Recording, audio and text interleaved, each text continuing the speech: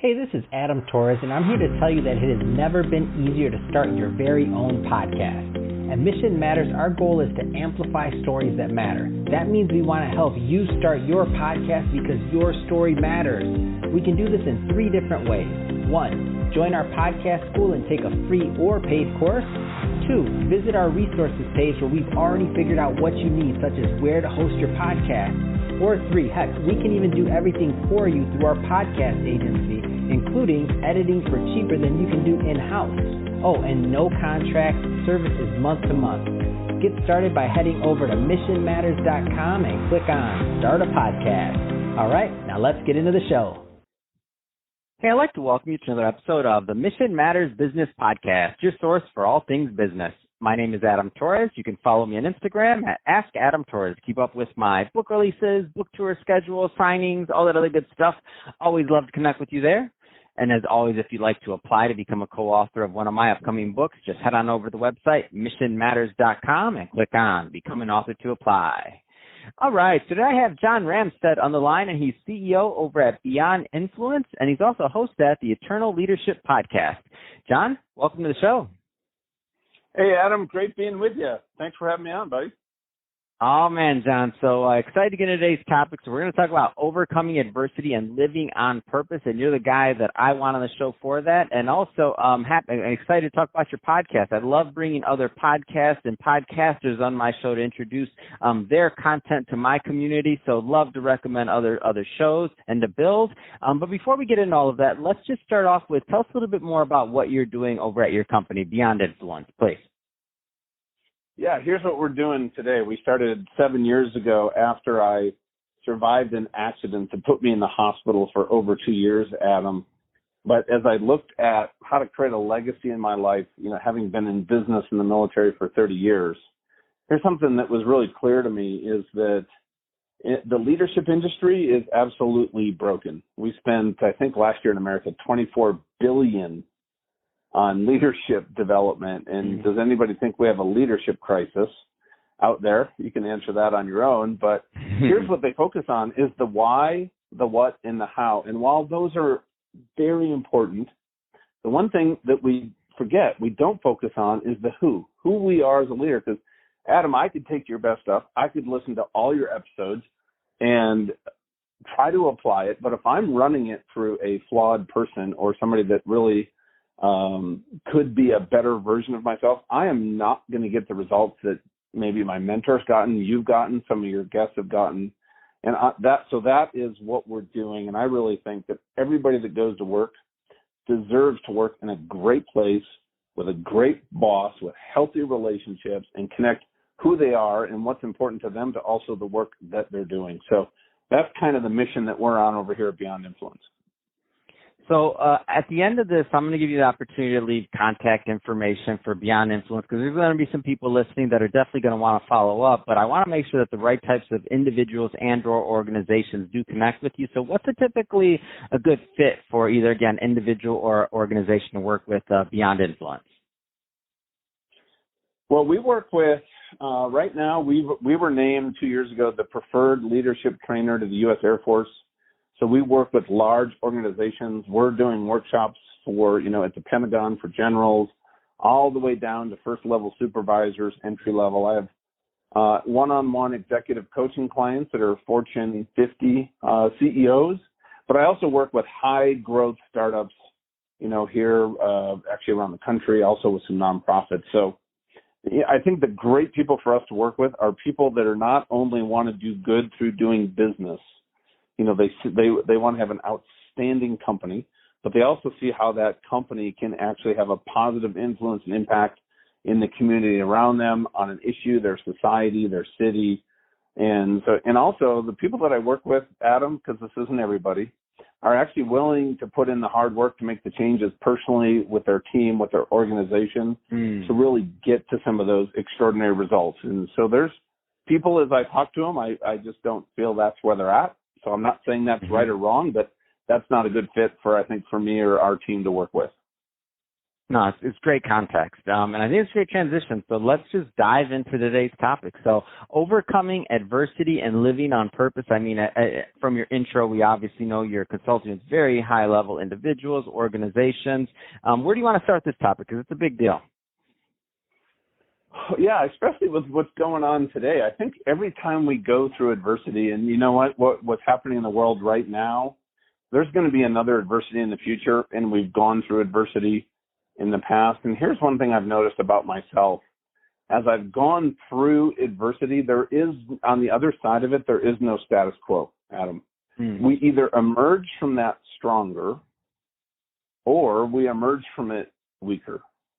I'll never forget back, this was in 1993. I was a F-14 pilot in the Navy, have done 2 combat tours, and I get orders to go to Top Gun. Dude, I was absolutely on cloud 9.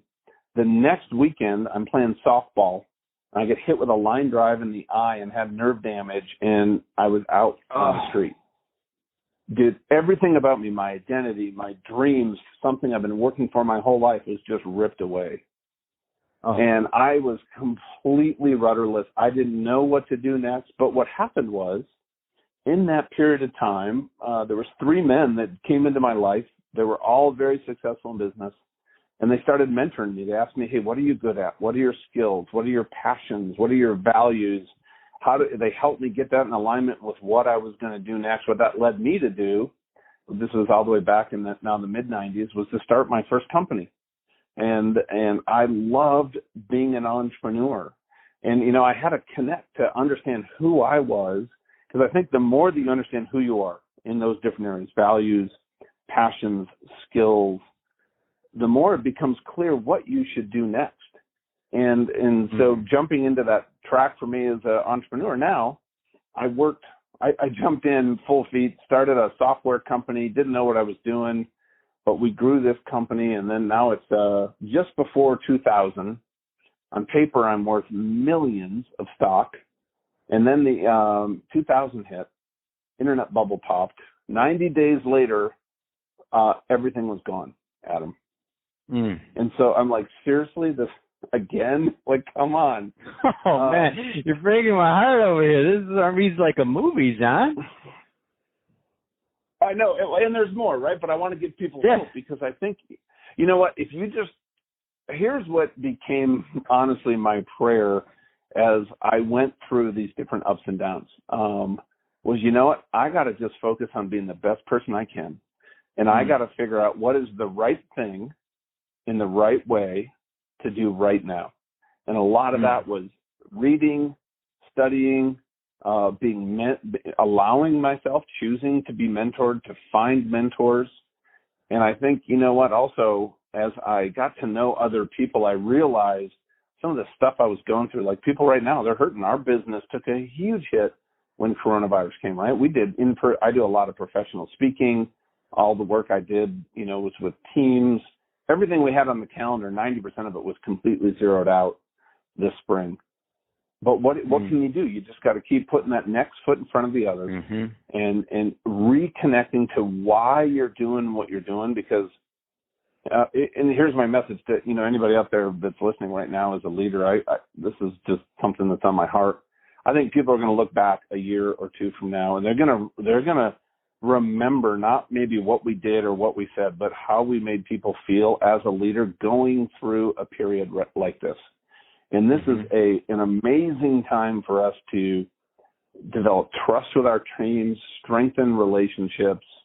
But you know what? We do got to keep moving forward. And sometimes, I'll just be honest with you, it is hard.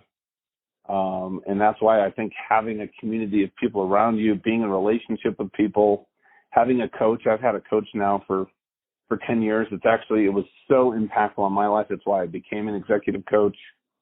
But, you know, and then 8 years ago, I was actually, I'll make this really short, but I was invited to a retreat for a nonprofit I was doing some work with. And I was we're going to go on a horseback ride. And this horse bolts, and at a full gallop, bucked me off headfirst into a steel corral fence. And I crushed my skull. I broke every bone in my skull except my jaw and my right cheekbone. I broke my neck, shattered my shoulder, crushed my rib cage, punctured my lung. Found out afterwards that what happened to me was literally not survivable by multiple doctors. Yeah, I'm wondering, like, how are you even alive right now here talking to me? I'm like, it's amazing. Well, we can talk more about this later, or people can follow me, but I had an experience at the accident. God showed up, told me it wasn't time for me yet, told me that he was going to heal me. Now, he didn't heal me the way I thought he was going to heal me, like, boom, get up and walk. No, I spent 5 weeks in ICU and then 20 months at a specialty hospital for a severe traumatic brain injury. I had to learn how to speak again, walk again, drive again. My left eye is completely blind. But it was in that I just felt such a passion. Honestly, at 45 years old, I should be dead. And you play the movie of your funeral, and everybody at the front of the church, everybody says nice things. That's what they do. But I started saying, what would they really say? At the back of the church, or a month later, or 2 years later, and now it's been 8 years since the accident. And can I live a life so the use of my life outlives my life? And that became this driving force. I was CEO of a company, or I was running a company actually when this happened, and I could not go. I could only work a few hours a week coming out of this because of the brain injury. I recovered cognitively pretty quickly, but I had no energy. And so I started the company being able to work 8 to 10 hours a week. So once again, when you're going through adversity, and for me, faith was a huge part of it, figuring out what to do each day, reconnecting to my passion, my values, my strengths, and what I wanted to do, and then just start taking those small steps forward. And then a year later, we had a business that was supporting our family, and today we're doing business all over the world. We have a top 50 podcast on iTunes that we started 5 years ago. I mean, it's just amazing what happens when you just keep moving forward. Absolutely amazing. And I do want to talk a little bit about the podcast. So tell us a little bit more about the type of content you put out and what listeners can expect. So I definitely want people to go and check it out. Yeah, it's I just tell people, totally up front, it's eternal leadership. It's all about how do we bring our faith into what we do every day, into the work that we do, whether we're in business, in the church, education, politics, government, whatever you're doing. But how do you do that? And so, as I was coaching these high capacity leaders, Adam started the podcast so I could actually bring on these amazing thought leaders across industry to actually learn from them so I could actually serve my clients better. And I figured, what a better platform than a podcast. I can learn and get this amazing education and share it with an audience. And that's kind of was the idea. And that's how it all started. And now I know you're at thousands of episodes, dude. I got mad respect for what you're doing. We're at episode 360, I think. That's amazing. That's amazing. No, just to be clear, no, this is all I do. You're out there helping people. This is all I do. So no, mine isn't an accomplishment. I go and do it every day. The fact that you got over 300 episodes with all of the consulting work and training you're doing and executive coaching, kudos to you. That's hard. 300 plus episodes, that's a huge amount of episodes. Yeah, I got to tell you, I feel like I've gotten an MBA over the last, I think, 4.5 years since we launched this thing. Stuff just comes out of my mouth. You're like, man, that was awesome. Where'd that come from? I said, trust me, that wasn't me. I'll guarantee you, I probably heard that from or Lance or Mary. Somebody. But it's been a blast. We get emails. I think the most rewarding thing for me, the reason we do it, is the emails that come in from people. And just like we just brought somebody on, I think, like marriage. How do we, if we want to be a leader in business, but things are broken at home, it really makes it hard. We just had somebody come on and talk about how to have a great marriage, and we got flooded with people saying thank you. We had somebody just come on and just talk about how do I really deal with conflict on a work team in a remote environment? How do we do it from a faith perspective, even if our team isn't faith-based? Because I think it's really important, right? We don't have this agenda to proselytize, but we need to honor, who we are, I think, as Christians in the marketplace. So that's a big part of our platform, but we also we do a lot of work with big organizations where, that is not part at all of the work that we do. But how do you do that in a way that honors my values, but also doesn't conflict with what a customer wants too? So, all of it, how do we balance that? So those are also topics that we talk about on the podcast. That's awesome. I can talk to you all day long, John, but we're about out of time on this episode. So that being said, if somebody is listening to this and they want to learn more about Beyond Influence because they're an executive or an organization that's looking for some assistance and some guidance, or if they want to check out your podcast, so Eternal Leadership, I mean, what's the best way for someone to connect with you and your team overall? Yeah, we have the what I call the stained glass version, which is kind of the faith-based version. That's eternalleadership.com. You can go to iTunes and it's Eternal Leadership. And then really our business coaching and consulting side of things is at Beyond Influence, beyondinfluence.com. Those are our two websites. We'd love to have you as part of, our community in anything that we do. And if we have any resources or anything that we can do to help you out, we'd love to do that. Fantastic. Well, John, really appreciate you coming on the show today and sharing more about your background and your history and all the great things you're doing over at Beyond Influence. And to the audience, as always, thank you for tuning in. Hope you got a lot of value out of this. If you did, don't forget to subscribe to the podcast, leave me a review in the Apple iTunes store, and if you're watching this on our YouTube channel, Mission Matters Business, definitely give us a subscribe there, but also leave us some comments in the video. Love to know what kind of projects and things that you're working on. And John, thanks again for coming on the show. Oh, my pleasure. Thanks for the work you're doing, Adam. It's awesome.